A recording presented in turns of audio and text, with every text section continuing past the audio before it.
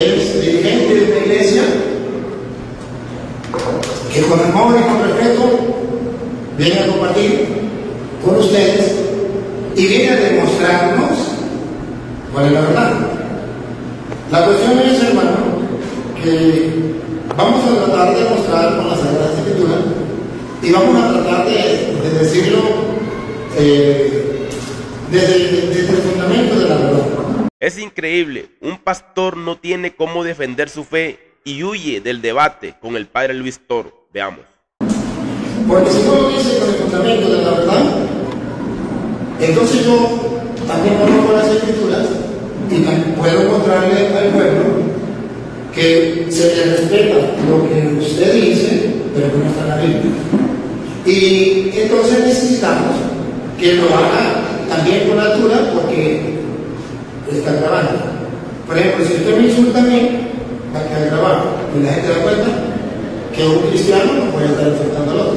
Si yo le insulto a usted, la gente da cuenta que no sé usted yo.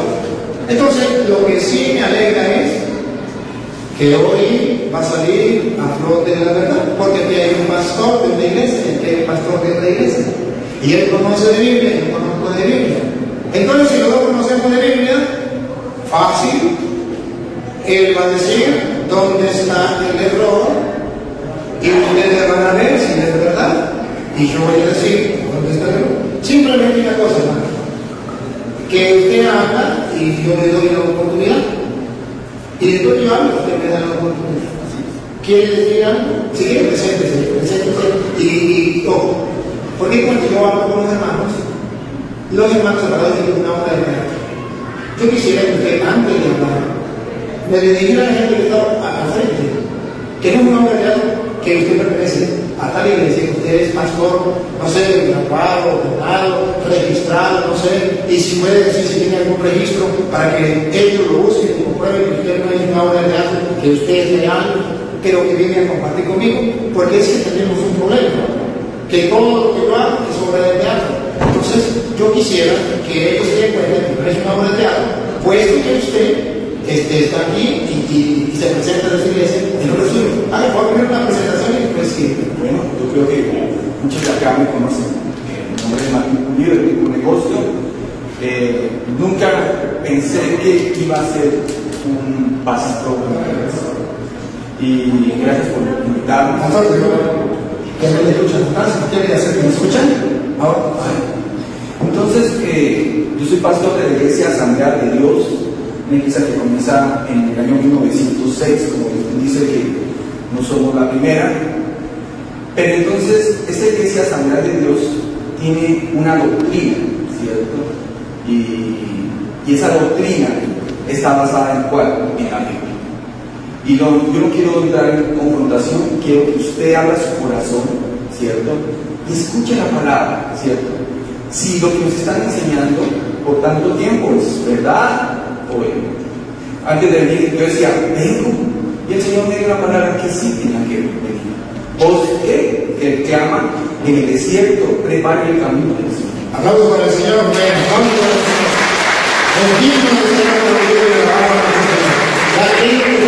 Venga a compartir con nosotros la palabra. Juan el Bautista decía, arrepentidos porque el reino de los cielos se acerca. Así que yo quiero que ustedes abran su corazón. El que les va a convencer no soy yo, no es este varón. ¿Quién es? El Espíritu Santo, porque es el que está llamado a convencernos a todos nosotros. Amén. Amén. El señor sacerdote dice en Mateo capítulo 16, versículo 18, y dice la palabra, y yo también te digo que tú eres Pedro, y sobre esta roca edificaré mi iglesia, y las puertas del Hades no prevalecerán contra ella. Él dice, ¿cierto?, que la piedra es Pedro. Pedro no puede ser la piedra. Claro, el nombre hebreo de Pedro significa roca, pero él no puede ser la piedra, él no puede ser la roca, porque era un hombre, y era un hombre pecador. Negó a Jesús. ¿Se acuerdan que dijo, yo no lo voy a negar, yo voy a estar contigo hasta la muerte? ¿Qué hizo? Lo negó, ¿sí?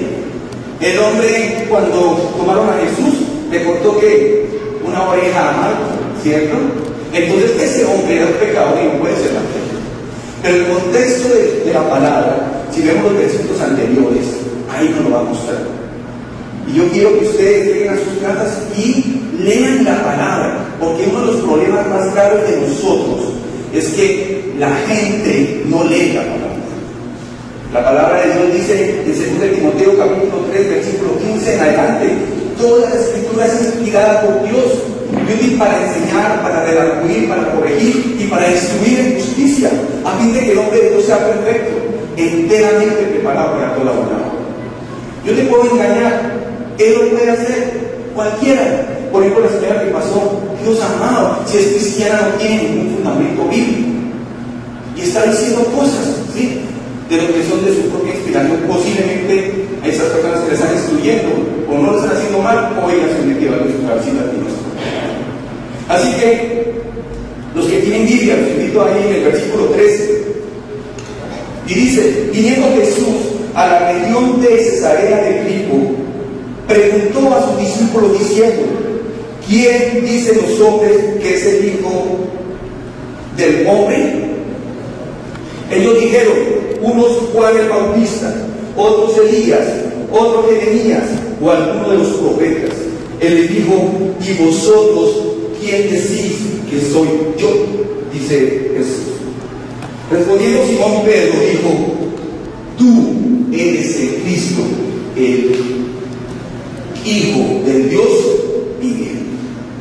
Entonces dice Jesús: bienaventurado eres Simón, hijo de Jonás, porque no te lo reveló carne ni sangre, sino mi Padre que está en los cielos. Entonces, ¿la roca es Pedro? No, la roca es la confesión de Pedro. Porque los discípulos que estaban ahí, ninguno fue capaz de decir: ¿quién eres tú? Uno dice que es el profeta, otro dice que es Elías, pero revelado por el Padre, por nuestro Padre Celestial, le revela a quién, a Pedro, y le dice: tú eres el Hijo, ¿cierto?, del Dios viviente. Es la confesión. La iglesia que se está armando hoy está basada sobre la roca, pero la roca no es el hombre, la roca es Cristo Jesús.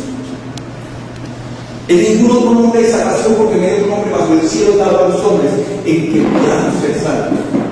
Tú puedes creer en lo que sea, pero si no crees en Cristo Jesús y sigues a Cristo Jesús, te vas a condenar. Por eso Jesús, cuando empieza a predicar, dice: arrepentidos porque el reino de los cielos se ha acercado. ¿En qué estamos creyendo nosotros? Ahora, dice el Señor sacerdote, y dice: la primera iglesia es la católica. No es posible. Esa asamblea de Dios no es posible. No es la primera iglesia, y no es la iglesia de Cristo por el tiempo, porque no es por el tiempo. Los judíos eran el pueblo de Dios, pero por su rebeldía, por su desobediencia, el Señor tuvo que usar otro pueblo. Amén. Y si nosotros, como los que creemos en Cristo, la iglesia de ahora no toma en cuenta, Él va a buscar otro remanente. Si ustedes no entendemos la palabra y no la buscamos como debe ser, entonces podemos ser desechados, como posiblemente ocurrió con el pueblo judío en el tiempo de Cristo. Entonces, ¿cuál fue la primera iglesia? La iglesia primitiva. La iglesia primitiva que comenzó con los discípulos, que estaban los 11 discípulos, porque uno había muerto, que Judas. Y cuando estaban reunidos en el aposento alto, habían 500, pero algunos empezaron a irse y quedaron 120 personas. Ahí estaba María, estaban todos los discípulos, ¿sí? Y fue cuando llegó el Espíritu Santo, y ahí cuando se acuerda que dice la palabra: pero recibiréis poder cuando haya venido sobre vosotros el Espíritu Santo, y me seréis testigos en Judea, en Samaria, y hasta el último de la tierra, en todo lugar. La iglesia comienza cuando viene el Espíritu Santo sobre estas personas. ¿Cuántos había? 120 personas. Los discípulos mueren. El último que muere se llama Juan, el que escribe las cartas como el nombre, la primera, segunda y tercera de Juan y Apocalipsis. Y ahí muere. ¿Qué pasó con la iglesia? La iglesia católica tampoco, si es por edad, es la primera. Porque la Iglesia Católica comienza a hasta el año 345 después de Cristo, con Constantino. Pueden ustedes entrar y buscar. Entonces, si es por tiempo, vamos lo que nos dice él, que es la primera iglesia. Pero no es por tiempo, es por seguir a Jesús. Niegue a sí mismo, tome su cruz y sígame, dice Jesús. Deje el pecado, ¿cierto? Sean santos como yo soy santo, dice el Señor. Esa es la verdadera iglesia. Y esa es la lucha que ha ocurrido en tanto tiempo en nuestra sociedad. Así que la iglesia primera fue la primitiva. Y esto en Hechos capítulo 2. Yo creo que pueden buscarlo ahí, como no quiero ser tan vivo. Ahora, él nos dice Martín Lutero, el hermano rebelde, el monje rebelde, ¿sí? Y que él dice que, el sacerdote dice, que él dijo que la escritura era de interpretación privada. Si ustedes pueden buscar, busquen solamente en sus casas y busquen en Google, ¿cierto? ¿Quién fue Martín Lutero? Martín Lutero establece 5 solas. Las solas se llaman, la primera sola, nosotros, y después de la Reforma, creemos en sola la escritura. Para nosotros, la única fuente fundamental del conocimiento de Dios es la Biblia, no la tradición. Porque la Biblia católica tiene algo que llama la tradición. Sí, los padres apostólicos, ¿cierto? Ellos incluyeron, ¿sí? Supuestamente para nosotros la única fuente de información donde nos dice la palabra es la Biblia. ¿Y por qué? Toda la escritura, aunque lo escribió Pablo después de mucho tiempo, dice, toda la escritura es inspirada por Dios. Eso es inspirada. ¿Qué es lo que hace? Que usted cambie la palabra. Eso es lo que a usted le va a hacer cambiar y transformar su vida. No nuestros consejos. Yo te puedo decir muchas cosas, pero eso es lo que me va a hacer cambiar. Pero la palabra tiene poder. Entonces, él sigue diciendo las 5 solas, solo Cristo. Nosotros creemos en solo quién? En el Señor Jesucristo. Nosotros creemos en el Padre Celestial, el Hijo que vino acá a la tierra, ¿cierto? Y murió por nuestros pecados. Y creemos en el Espíritu Santo, ¿cierto? Como persona, ¿sí? Un único Dios y 3 personas. Eso es lo que yo creo. Eso es lo que ustedes también creen. Eso que lo decía en la Reforma. Sola gracia. ¿Qué es sola gracia? Que no es porque usted haga buenas obras, no porque usted le debe comer al hambriento, sí, eso hay que hacerlo, pero después de la salvación. Pero si tú crees que porque cada vez de comer al hambriento vas a ser salvo, estás equivocado. La palabra dice, ¿cierto? Somos justificados no porque por obras, por la fe, para que nadie se gloríe. Porque si tú das más y el que no tiene nada, ¿qué va a dar? Entonces es por la gracia de Dios, por el favor inmerecido. Somos pecadores, nacimos pecadores, y solamente Dios dio en usted, ¿cierto? Gracia para poder ¿qué? Perdonarnos nuestros pecados. Sola fe.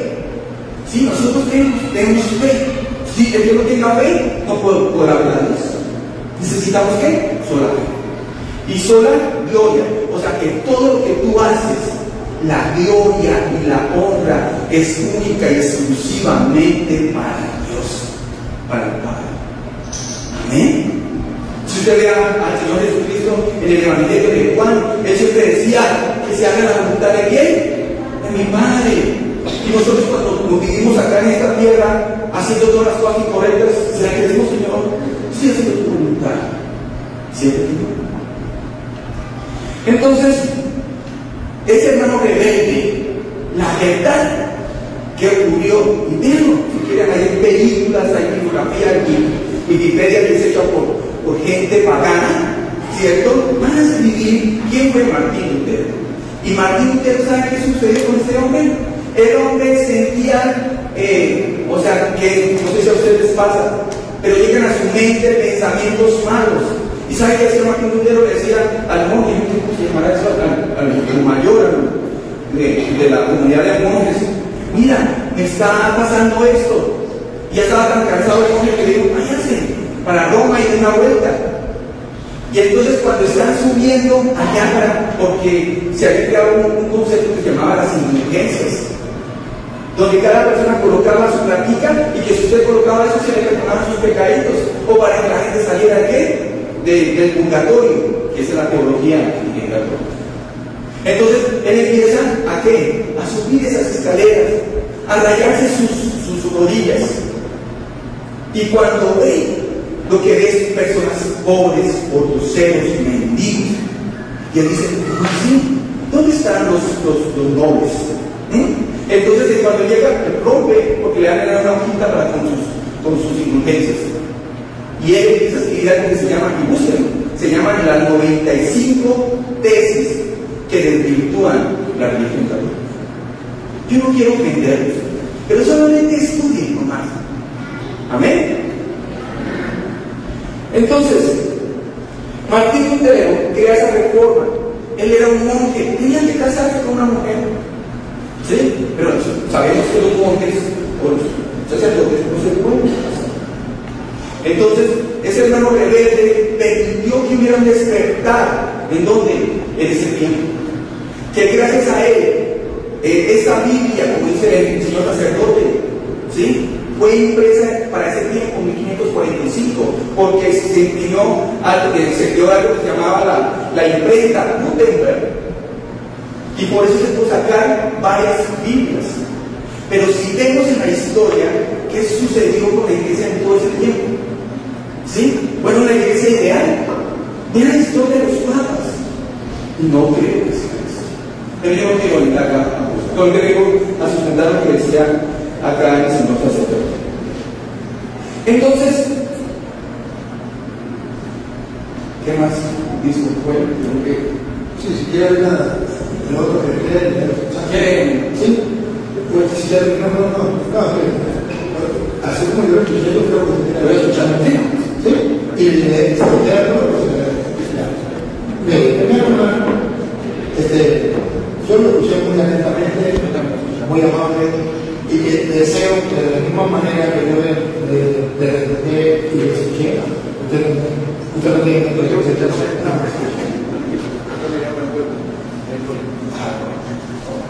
hermano querido, quiero que los argumentos que usted me dio, yo los voy a dar.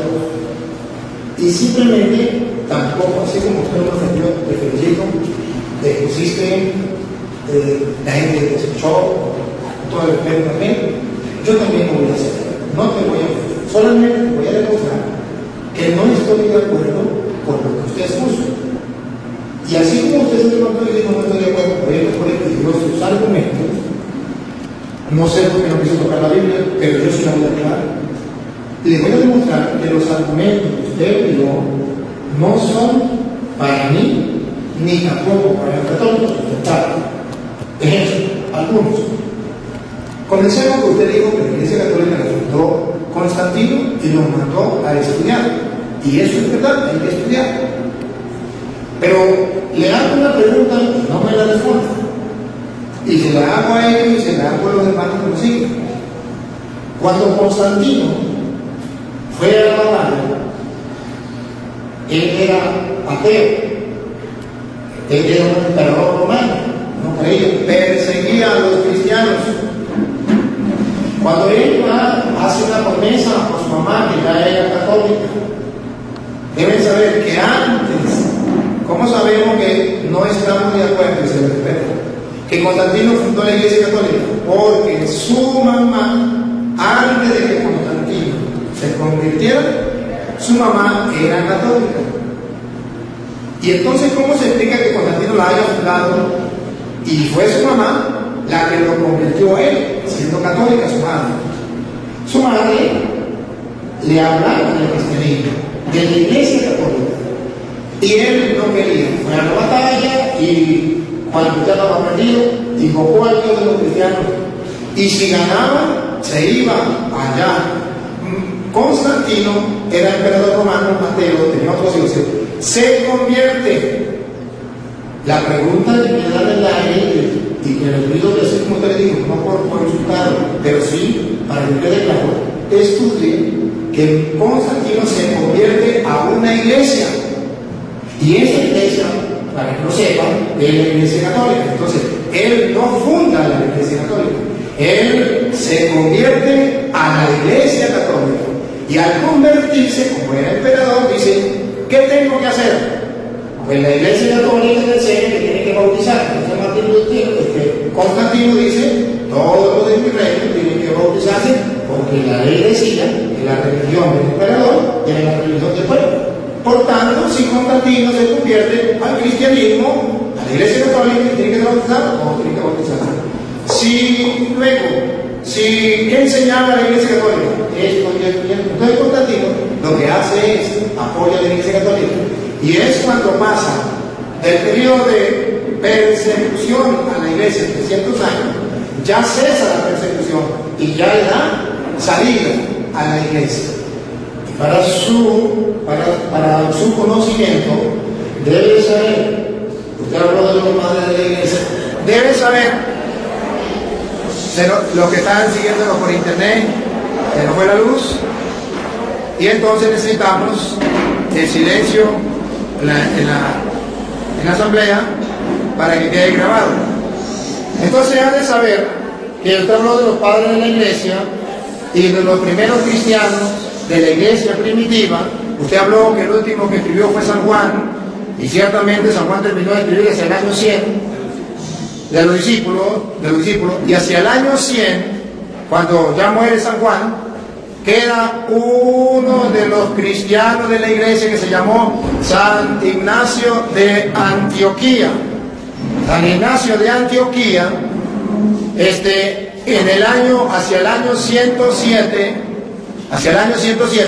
San Ignacio de Antioquía a los cristianos por primera vez los llama Iglesia Católica.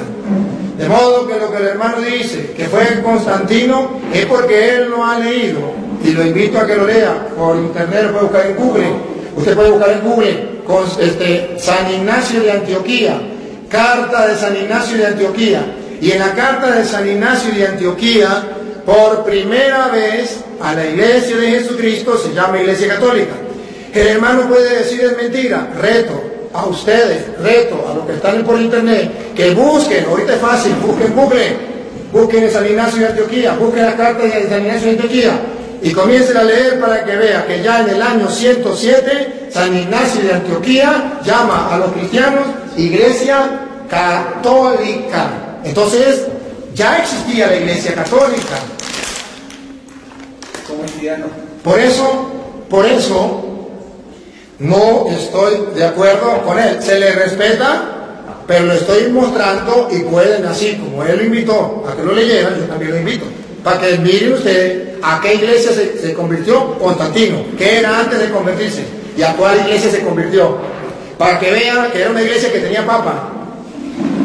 Tenía papa a la iglesia que se convirtió Constantino. Y esa iglesia, la Iglesia Católica. Entonces, y tenía ya el nombre de Iglesia Católica. Ahora bien, él viene y dice otra cosa. Viene y dice otra cosa que se le respeta, pero que no comparto con él. He tomado en Mateo 16, 18, cuando dice, tú eres Pedro y sobre esta piedra edificaré mi iglesia. ¿Cuál es el argumento que él da para decir que no puede ser Pedro la piedra? Porque Pedro es un hombre y es pecador. Entonces, como Pedro es hombre y es pecador, no puede ser la piedra. Pero yo quiero que ustedes escuchen a Luis, que va a leer a Efesios capítulo 2, versículo 20. Efesios capítulo 2, versículo 20, que nos viene a demostrar que para ser piedra dentro de la construcción de la iglesia no se necesita que no sea pecador. Que sí se puede ser pecador y pertenecer a esas piedras, a esas bases de la iglesia de Cristo. Efesios 2.20. Si en Efesios 2.20, y él no me dio cita, por ejemplo, él me dijo que no la había fundado sobre Pedro, sino en la confesión de fe de Pedro, cosa que él no me puede buscar en la Biblia donde diga la iglesia fue fundada sobre la confesión de Pedro. Eso se le respeta porque él lo dice, pero eso no está en la Biblia. Lo dice la Biblia. Perdón.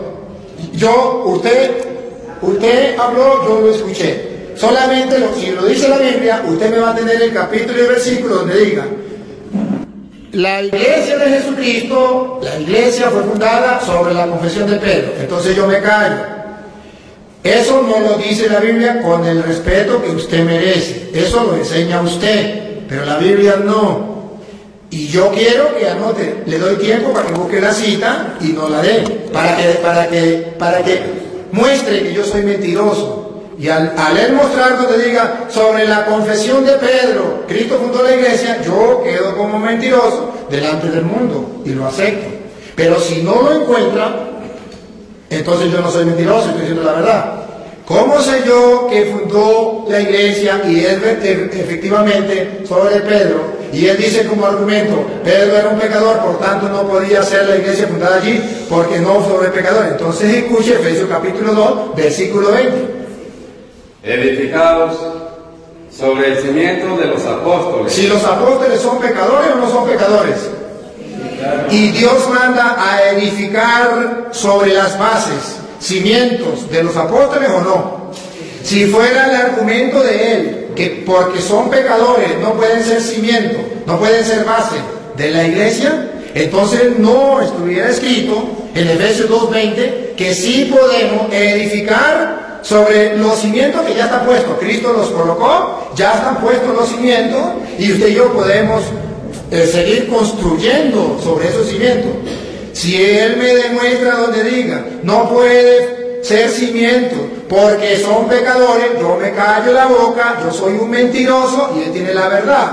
Pero si él no me lo demuestra con la Biblia, sepan que le estoy diciendo la verdad porque le estoy dando capítulo y versículo. Ahora bien, si él dice que Jesucristo no estaba edificando la iglesia sobre Pedro, analicen esto. Cuando Jesús dice, tú eres Pedro, ¿a quién se está refiriendo? A Pedro. Tú eres Pedro. Y pongan cuidado, cuando después de decir sobre esta piedra edificaré mi iglesia, dice, edificaré. Yo quiero que ustedes subrayen la palabra edificaré. ¿Quién edifica? Pedro, el que digo, Jesucristo. Y ahora le pregunto, cuando una persona edifica, ¿es el constructor? ¿Es el constructor o no es el constructor? ¿No recuerda el salmo que dice, si el Señor no construye, en vano? Entonces, ¿quién es el constructor?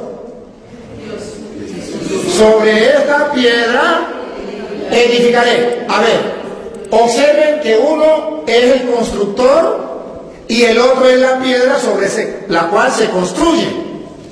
Si Cristo es el constructor, edificaré, yo soy el constructor, como está escrito en el Salmo. Si el Señor no construye la casa, en vano se cansan los albañiles. Él es el constructor. Ahora, si usted analiza el texto con el contexto, él no puede decir, yo soy el constructor y sobre esta piedra yo edificaré mi iglesia, y se señala él mismo. No, porque él es el constructor, él está construyendo y la base es Pedro. Sobre esta piedra, entonces la piedra sobre la que Cristo está edificando, porque él es el constructor, la piedra es Pedro y el constructor, Cristo. Ahora bien, ¿cómo sabemos que él sigue construyendo sobre Pedro? Por lo que sigue, el contexto. A ti te doy las llaves del reino de los cielos. No dice, a mí me entrego yo mismo las llaves del reino de los cielos. Si Pedro es la piedra donde Cristo funda la iglesia, tiene lógica que le dé las llaves, porque él es el encargado de la iglesia. Tiene lógica. Si no es Pedro el encargado de la iglesia que Jesucristo dejó, que él me explique por qué le da las llaves. Quédese Cristo con las llaves y diga, pues yo me quedo con las llaves porque yo soy la piedra de la iglesia y usted no puede tener las llaves.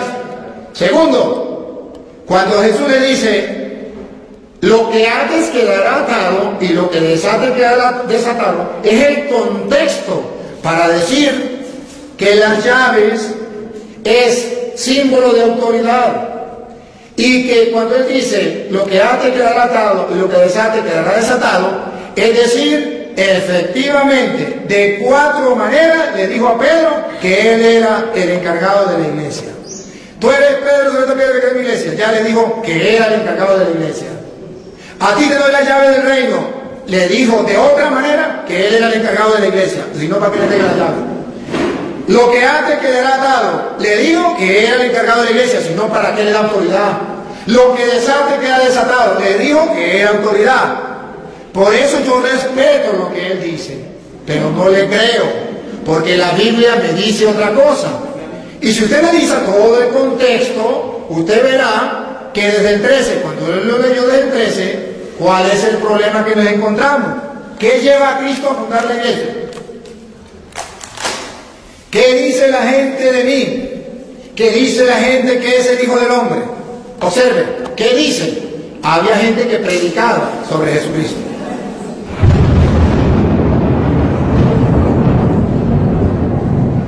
¿Había gente que predicaba sobre Jesucristo? ¿Sí o no? Claro. Entonces Jesucristo dice, ¿qué es lo que predican sobre mí? ¿Qué dicen de mí la gente? Y dice uno, bueno, Señor, unos dicen que tú eres Juan el Bautista. A ver si observan ustedes.